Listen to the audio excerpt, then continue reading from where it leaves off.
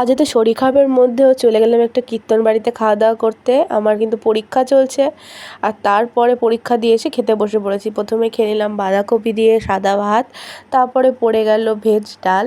Veg ডাল দিয়ে একটু বাঁধাকপি দিয়ে মেখে কিন্তু বেশ খেতে লাগছিল।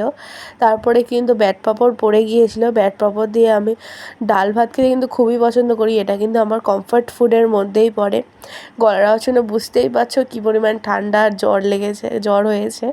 তাও কিন্তু খাওয়া দাওয়া ছাড়া যাবে না, গেলন তো লেগেই আছে।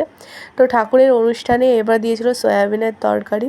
জানো তো আমি কোনো অনুষ্ঠানের বাড়িতে সয়াবিনটা একটু খেতে একটু অপছন্দই করি, কারণ সয়াবিনের একটা গন্ধ থাকে যেটা নেমন্তন্ন বাড়িতে পাওয়া যায়। তারপরে দিয়েছিল আলু দিয়ে পনিরের তরকারি, যেটা খেতেও খুব ভালো ছিল। আলু দিয়ে পনিরের তরকারি, আমি পনিরটা খুব একটা খেতে পছন্দ করি না। তারপরে দিয়েছিল মাখা প্রসাদ। এই মাখা প্রসাদটা না আমার ভীষণ পছন্দের, কারণ এর মধ্যে হালকা একটু কর্পূরের গন্ধ থাকে। তারপরে চাটনি আর আমের চাটনির সঙ্গে পাঁপড় ভাজা খেয়ে নিলাম, এটা আমার ফেভারিট পার্ট। তারপরে দিয়েছিল মিষ্টি মিষ্টি কাজু কিশমিশ দেওয়া পায়েস, আর সঙ্গে 2 রকমের মিষ্টি। কী পরিমাণ সফট দেখতে পাচ্ছ, একেবারে আঙুল ঢোকাতেই ভেঙে গেল। রসগোল্লা কার কার পছন্দ অবশ্যই কমেন্ট সেকশনে জানিও। যেহেতু ঘরের পাশেই, তাই বাড়ি গিয়ে হাত দেবো। এই দেখো পরিবার শুধু